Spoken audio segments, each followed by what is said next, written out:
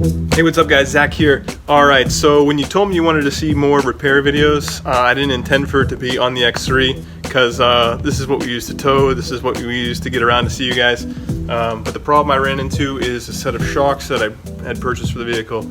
I was trying to find another brand for you guys that may be comparable to like Bilstein and stuff like this. These are not it. So these are a couple of months old and they've frozen solid. So the only suspension I have in the front is the tires compressing. And it wasn't something that gradually went bad, it just all of a sudden they locked up. And to show you guys what I'm talking about, take a look at this.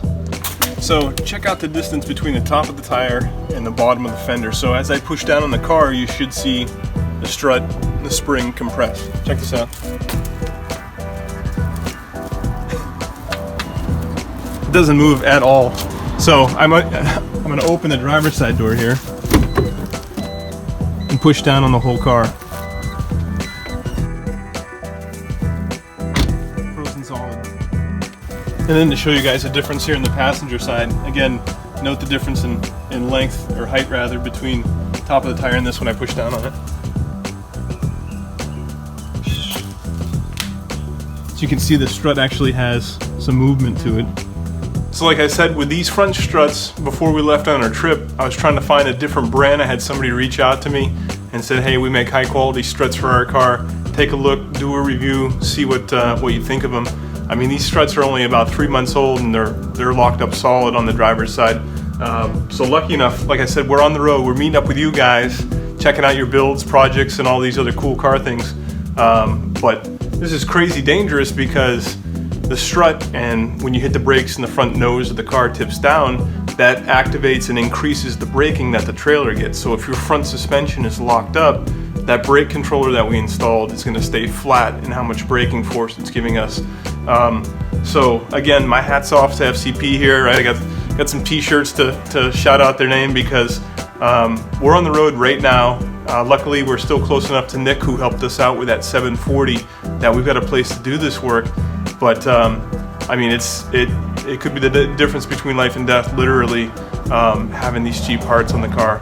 So like I said, hats off to FCP. They came right out and expedited some new front struts for us and some brand new brakes as well. And we're actually going to do the front motor mounts just while we're in there. But you know, without Nick helping out with a place to do this, without FCP just being on top of their game, we would literally be stuck down here, or forced to go to a repair shop and drop the car off. You know, it's a nightmare. It's really a nightmare. So let's get this car repair video going that you guys wanted to see so badly.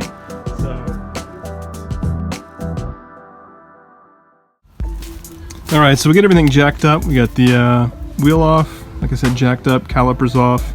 We're getting ready to swap out the rotor here, and then the junk strut right there. I'll just do this.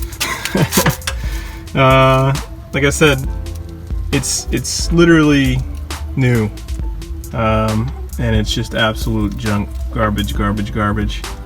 So we got to get this Bilstein in here.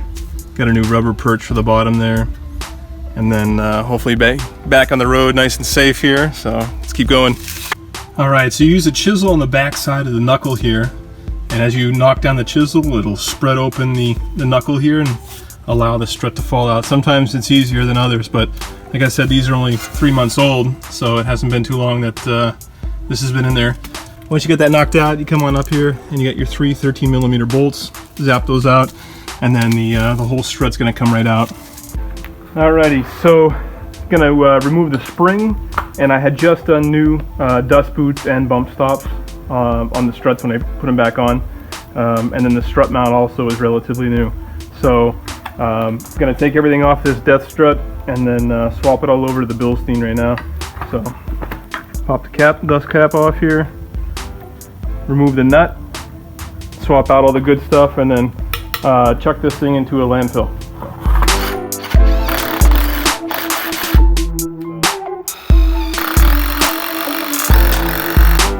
And you're looking for a 21mm thin socket, so put that guy right on there.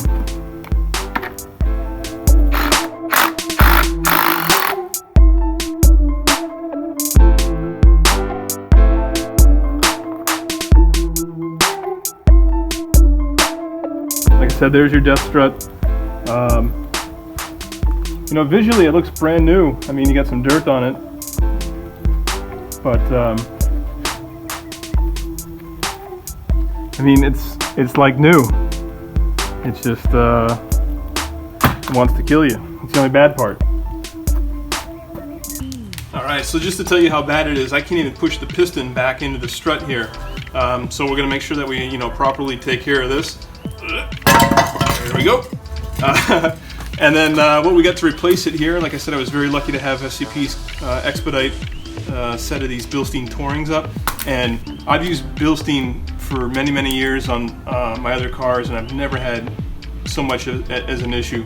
So from here on out, I'm a Bilstein guy. Let's see here. And just to make sure everything's absolutely perfect, I'm going to replace the lower spring perch here. So the easy thing here is you're going to match up the start of the spring here, and not on this lower portion where you normally would have it. So that's actually why that's there. So just match that up there. Slide this on.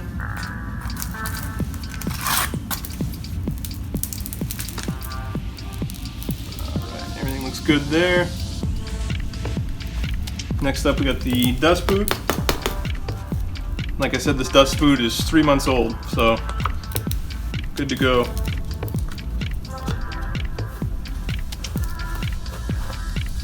Now the only real suggestion I'll give you when using these spring compressors is to try to grab as many coils of the spring. On these non-sport springs, you got to get at least 3 coils or you'll never get it off. The other thing is get the get the spring compressor as close to the edge of where the coil matches up as possible. Again, that way you'll be able to compress the spring enough. So having an impact driver definitely helps. If not, you're going to be stuck using you know, a wrench, open-ended box wrench, and it will literally take you all day. Alright, so one of the last things I'll show you about the 2 shocks here. This one, like we showed before, doesn't have a water drain down at the bottom to let anything out. And you can see that on the inside, it's pretty rusty. Again, 3 months old. Pretty crazy looking. So the only thing I was thinking that the dust boot doesn't really seal well past the cover here. So it's possible water was able to get up inside here and just kind of flood the top of the strut. I don't think it'd be a huge issue, but just trying to make excuses for it. So if we look at the Bilstein right now, you'll see that this last accordion piece of the dust boot here is a little bit smaller, and it's got that weird taper at the end. And if you look at the Bilstein, the bottom of their strut has that same kind of taper there. So when they push the dust boot down, it's actually going to lock and it's going to seal it, you know, essentially watertight, at least dust tight. And again, that's all going to protect the piston here.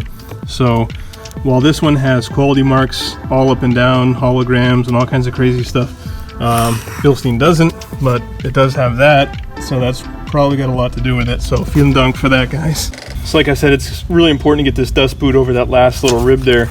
So I'm just using a pair of channel locks to grab the very edge of the dust boot here, and then I'm going to pull it down and over onto that that little rib.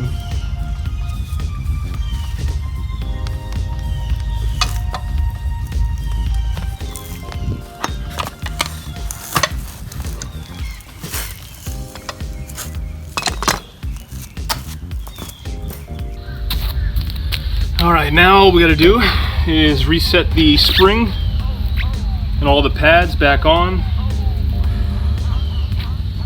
It's always easier said than done. And then the one big thing to note is normally the first coil of the spring starts here and goes around, but on this X3 here it actually starts where this little nub is right there, so that's where your first coil is going to go. Something to make sure you got lined up correctly.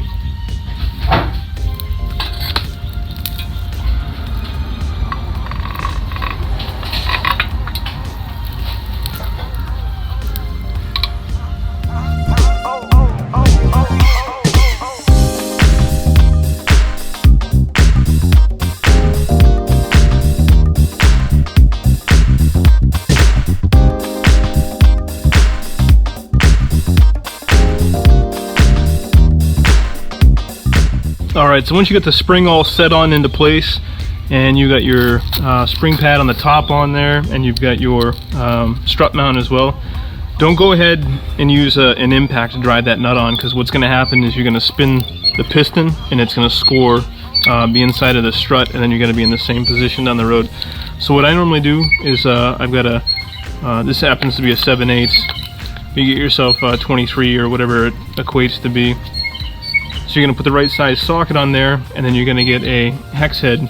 I use a pair of vice grips to keep the nut from moving. And you can actually tighten the strut a fair amount with this Allen wrench. It's going to hit the strut bolt, and you can tighten the nut down by hand, and then you can actually go ahead and torque that down as well once it's all nice and tight. So again, don't use an impact to drive that down. You're going to score the seals and break the strut.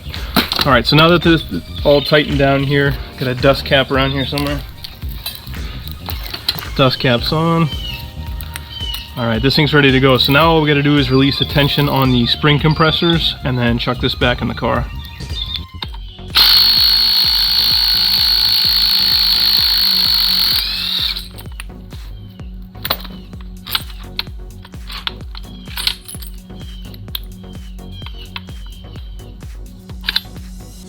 So again, you guys can see how I set the spring compressors up there, literally as far up as I can on the top here, grabbing at least 3 coils, and then directly on the opposite side, same thing. You can see I got the bottom spring compressor almost touching the bottom perch. Again, just so you can compress it enough. And if you do that, obviously an impact definitely helps, but it'll save you an absolute boatload of time. Alright, so whenever I'm disassembling the front suspension, always use a jack stand underneath the hub just to keep all the weight off the tie rod and the axle.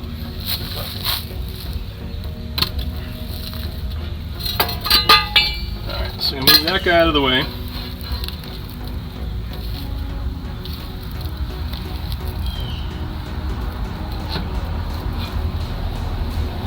Next thing is I'm going to put the strut up, screw on one 13mm bolt on the top just to keep it from dumping on my head.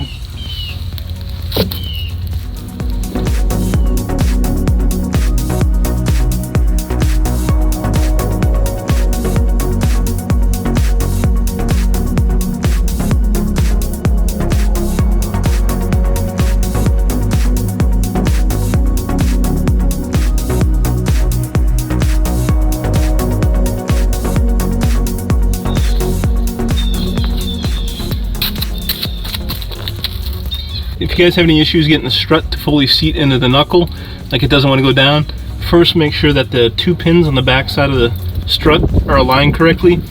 And then the second thing you may have to do is just use a chisel. And what you're going to do is while the knuckle is jacked up, you're going to put a chisel behind the backhand side and just spread open the knuckle ever so slightly. Tap it up there, and then what you're going to see is the strut is going to sink down all the way into the knuckle. So definitely want to make sure it's fully seated before we bolt it all back together.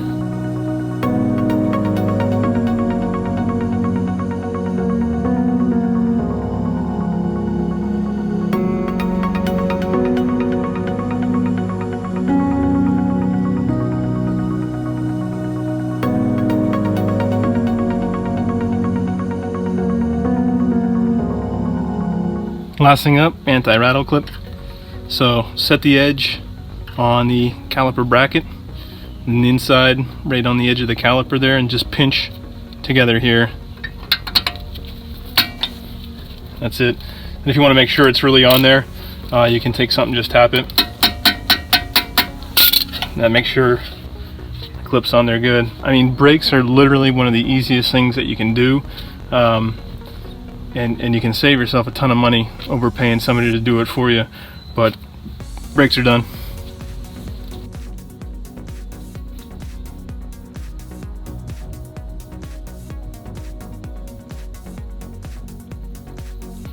Alright, so after a ton of work on the X3 and a bunch of driving, we're finally here at our next stop in southern Georgia.